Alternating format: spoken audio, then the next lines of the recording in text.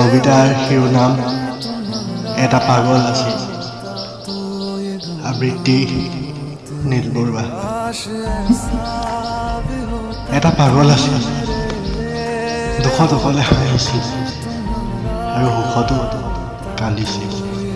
হাঁহিবোৰ কিন্তু কাৰোবাক বিলাই দিছিল। পাগলামিবোৰ কৰি কৰি জীৱন বাটত লগ পোৱা সকলোকে হহুৱাই যদিও এটা সময়ত সিও ভাল আছিল।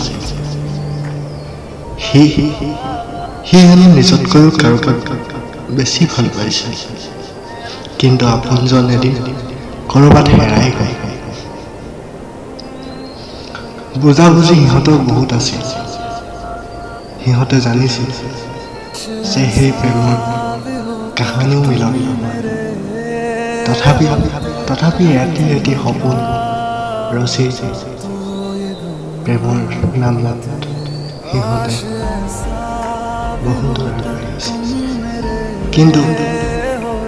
কিন্তু কণা বিধাতাৰ লিখনিত সেয়া পলকতে চুমা, পলকতে ভাগি দুখন সেয়া দুটি সোঁতলৈ পৰিৱৰ্তন হ'ল আৰু দুটা পথৰ দুটি পাৰ্থক্য।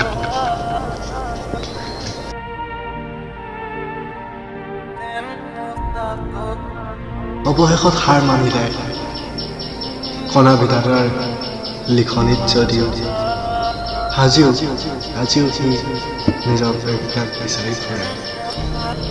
অলিয়ে গলিয়ে ঘূৰি ফুৰে, তাৰো লক্ষ্য আমাৰ দৰে একে। তাৰ প্ৰেমিকা সি আজিও বিচাৰি ফুৰে। ধন্যবাদ। झूठी थी तेरी हंसी और झूठे थे आंसू तेरे, अब यादों में आऊंगा मैं, रह जाएगी मेरी कमी।